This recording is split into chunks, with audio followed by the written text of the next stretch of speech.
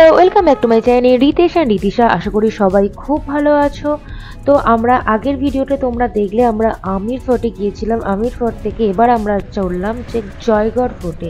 আমির fort আর Jaigarh fort দুটোর মধ্যে কিন্তু একটা সুড়ঙ্গ পথ রয়েছে। সুড়ঙ্গ পথ দিয়ে আমরা যাচ্ছি না, আমরা নর্মালি পথ দিয়ে যাচ্ছি। আর তোমরা ভিডিওটা শেষ পর্যন্ত দেখতে থাকো যে আমির ফোর্ট আর জয়গড় ফোর্টের মধ্যে কী সম্পর্ক।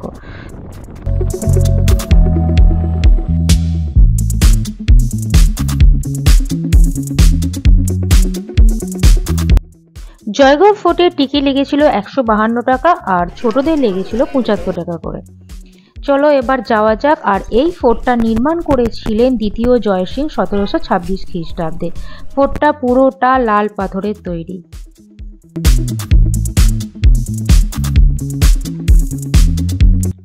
এই যে জয়গড় ফোর্টটা দেখছো, এই ফোর্টটাই কিন্তু বসবাসের জন্য না, অস্ত্র নির্মাণের জন্য মূলত তৈরি করা হয়েছিল। চলে আসো চলে আসো চলে আসো, চলো চলো, আমার সানগ্লাসটা পরে দাও। স্থানীয় খনি থেকে সংগ্রহ করা হতো উৎকৃষ্ট লোহা, যা দিয়ে তৈরি হতো কামান, আরও অনেক কিছু। সেগুলোই এবার আমরা দেখতে যাব। আর ওর সাথেই আছে একটা মন্দির। চলো সেগুলো আগে দেখে নিই।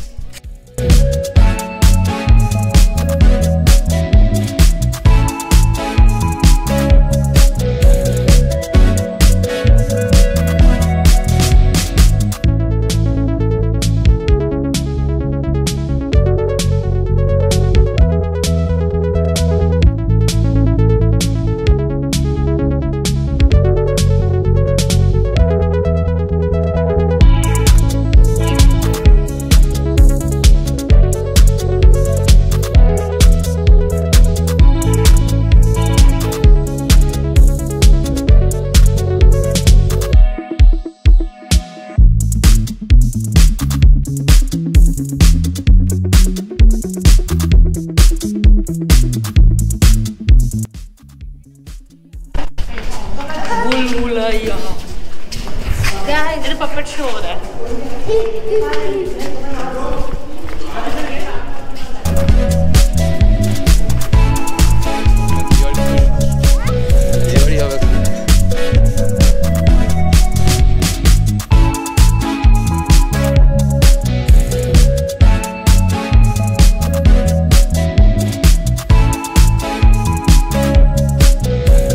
অনেকটা আসার পর এবার একটা প্রাসাদের মতন দেখতে পেলাম।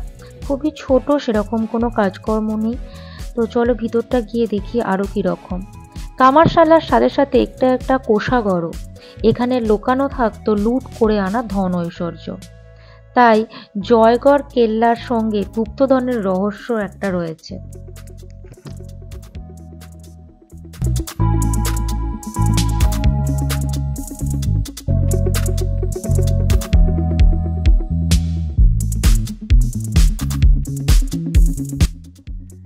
এই হলো আমির ফোর্ট, যেটা দেখা যাচ্ছে। আমরা আগের ভিডিও তোমাদেরকে দেখিয়েছি যে ওটা হলো আমির ফোর্ট। আমির ফোর্ট থেকে আমরা এসেছি জয়গড় ফোর্টে। আমির ফোর্ট থেকে জয়গড় ফোর্টে আসার জন্য একটা সুড়ঙ্গ পথ রয়েছে। আর পাহাড়, মানে আমির ফোর্ট থেকে দেখা যাচ্ছিল কি প্রাচীর দেওয়া আছে, পাহাড়ের উপর দিয়ে প্রাচীর দেওয়া আছে। কিন্তু জয়গড় ফোর্টে এসে দেখছি সেটা প্রাচীর না, একটা রাস্তার দুধারে প্রাচীর দেওয়া আছে। তো প্রত্যেকটা পুরো ঘেরা রয়েছে পাহাড়গুলো দিয়ে। আমির ফোর্ট আর জয়গড় ফোর্ট দুটো পুরো ঘেরা রয়েছে এরকম প্রাচীর দিয়ে। বল এবার কি দেখতে পেয়েছিস? কি তিরঙ্গাকে দেখলে কি করতে হয়? ওই হাতটা হ্যাঁ, গুড গুড বয়। চলো চলো চলো চলো। ও চাঁদ মামা দেখতে পেয়েছি, আমাকে টিপ দিচ্ছে। হ্যাঁ চাঁদ মামা কই?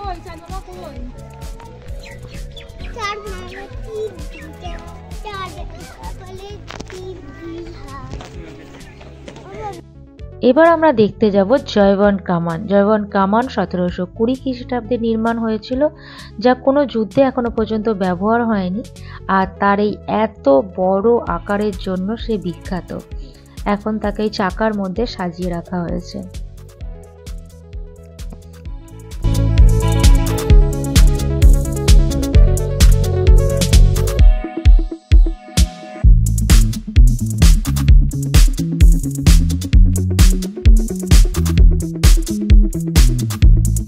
জয়গড় ফোর্টের পর এবার আমরা এলাম নাহারগড় ফোর্ট। খুব ভালোভাবে দেখা যাবে, মানে জয়পুর সিটিটাকে খুব ভালো করে দেখা যাবে। আর কি আছে চলো ভিতরে গিয়ে দেখা যাক। খিদে পেয়েছে, এখন কিছু একটু খেতে হবে।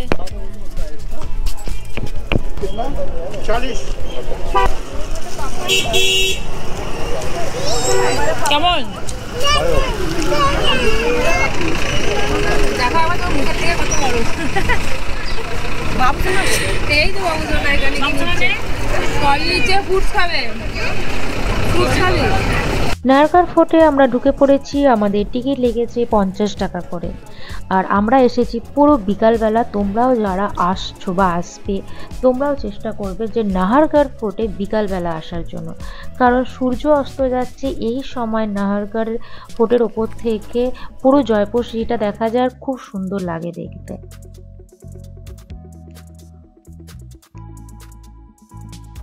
এই জায়গাগুলো আগে হাতি ঘোড়া থাকতো, আর তার মধ্যেই একটা বানিয়েছে যে এটিএম। খুব ভালো আইডিয়া। তো চলো এবার ভিতরে ঢোকা যাক নাহারগড় ফোর্ট। আরাবল্লী পাহাড়ের ধারে অবস্থিত নাহারগড় কেল্লা, যার উপর থেকে গোলাপি শহরকে খুব সুন্দর লাগে দেখতে।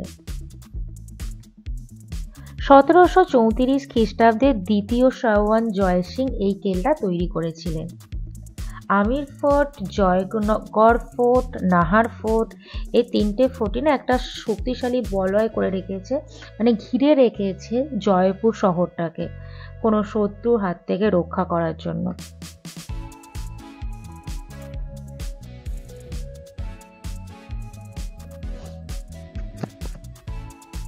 এখানে 9টি প্রাসাদ রয়েছে, 9টি প্রাসাদ পুরো সেম দেখতে। আর এই প্রাসাদের মধ্যে অনেক সিনেমার শুটিং হয়েছে, যেমন রং দে বসন্তী, সোনার কেল্লা। তো চলো এবার ওপরে যাব, আর দেখো কত সুন্দর লাগছে পেন্টিংগুলো। তখনকারের সময়ের পেন্টিং আর এখনও এত সুন্দর রয়েছে। আর এইগুলো কিন্তু পুরো ভেজ দিয়ে তৈরি, ফুল পাতা সবজি এই সকল দিয়ে। আস্তে আস্তে আমরা এবার ওপরে উঠছি।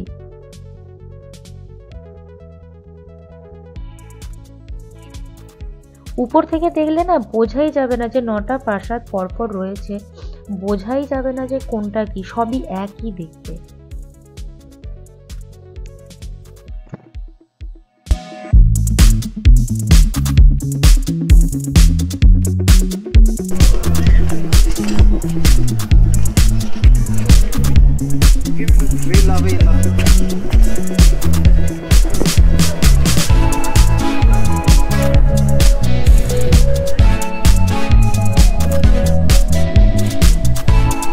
চারিদিকটা পাহাড় দিয়ে ঘেরা, কিন্তু আমরা যখন ওই এটাই গিয়েছিলাম না, ওটা লাগছিল না, মাঝখানটায় আর একটা পাহাড় ছিল। এই মাঠটা দেখো, এখান থেকে এতটা বড় লাগছে, ওখানে তাহলে কতটা বড় মাঠ, পুরো লাগছে পিঁপড়ে ঘুরছে।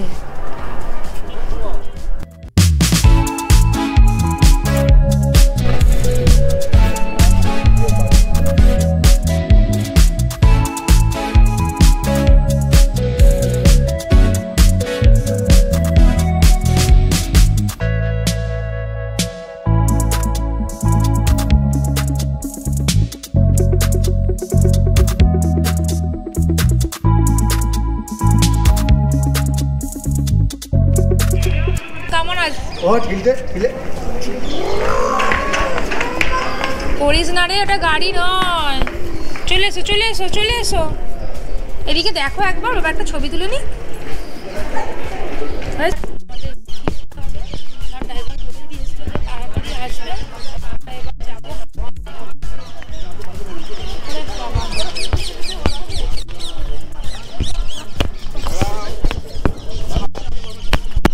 এদিকটা কিন্তু খুব ভালো লাগছে, একটু বসাই যেত, কিন্তু এখানে টাইম না একদম বোঝা যাচ্ছে না।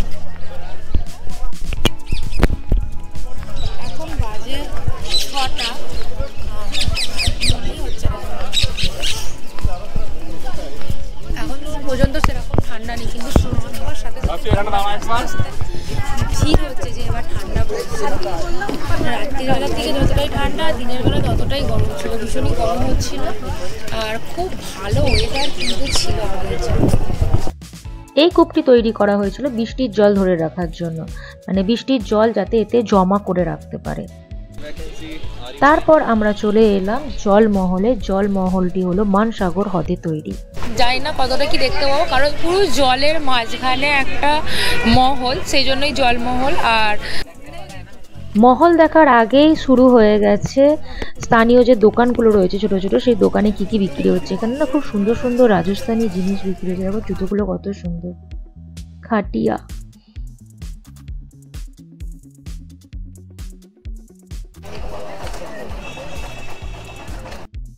এই হলো সেই জলমহল। দিনের বেলা আসলে খুবই ভালো। তোমরা যখন আসবে অবশ্যই দিনের বেলা এসো। আমিও চেষ্টা করবো আর একদিন আসার জন্য দিনের বেলা, কারণ চারিদিকে পাহাড়, মাঝখানে জল, আর জলের মধ্যে এই যে সুন্দর জলমহল। তো আমরা আর একটু ঘুরে নেব কি কি বিক্রি হচ্ছে দেখবো, কারণ এখানে খুব সুন্দর সুন্দর জিনিসগুলো না বিক্রি হচ্ছে। কত সুন্দর লাগছে দেখো।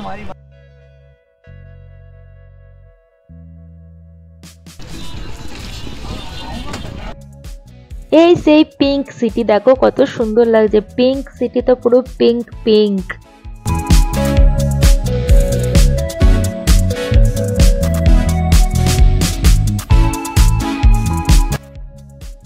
কাল অযোধ্যায় আছে রাম পুজো, রাম মন্দিরে যে পুজো উদ্বোধন রয়েছে, সেই জন্য গোটা জয়পুর আলোয় সেজে উঠেছে। দেখো রাম মন্দির উদ্বোধন, সেই জন্য এত সুন্দর সুন্দর করে সাজিয়েছে লাইটিং দিয়ে। আর এটা কি কিনেছিস তুই? কার এটা?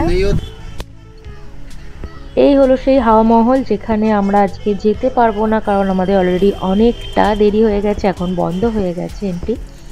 আমরা আর একদিন আসবো হাওয়া মহলে, আর তোমাদেরকেও ঘুরে দেখাবো ভিতরে আর কি কি আছে। এখানে অনেক ইয়ে থাকে, অনেক পরিচিত, তার মধ্যে একজন আমার মামা নিয়ে, সবাই মিলে ফোন করছে। আর এই যে চল চল চল ফোন করবো মামার বাড়িতে, কিছুই হলো না। তোর সঙ্গে আমার ঝগড়া করে করেই কেটে গেল।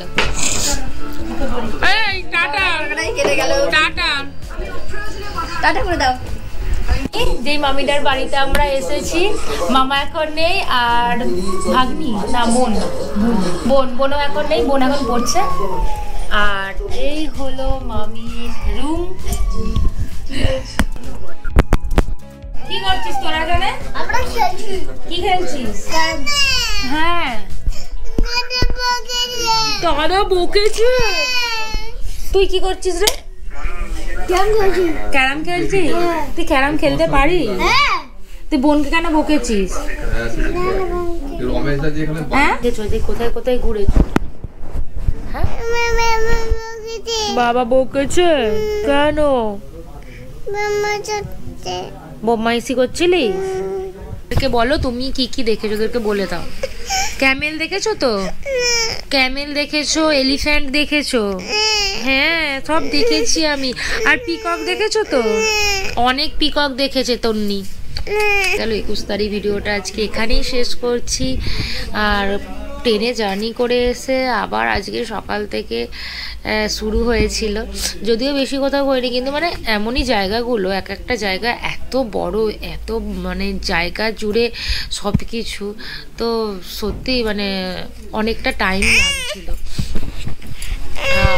আজকের মতো ভিডিওটা এখানেই শেষ করছি। তোমাদের কেমন লাগলো তোমরা কমেন্ট করে জানিও। ভালো লাগলে লাইক করো, শেয়ার করো, আর যারা যারা এখন আমার চ্যানেলটা সাবস্ক্রাইব করো প্লিজ আমার চ্যানেলটা সাবস্ক্রাইব করে দিও। দেখা হচ্ছে আবার কাল সকালে। কালকে সকালে আমরা আবার বেড়াতে যাব। গুড নাইট বলে দাও। গুড নাইট দিদিকে, গুড নাইট বলে দাও। গুড নাইট দিদি। না সবাই গুড নাইট।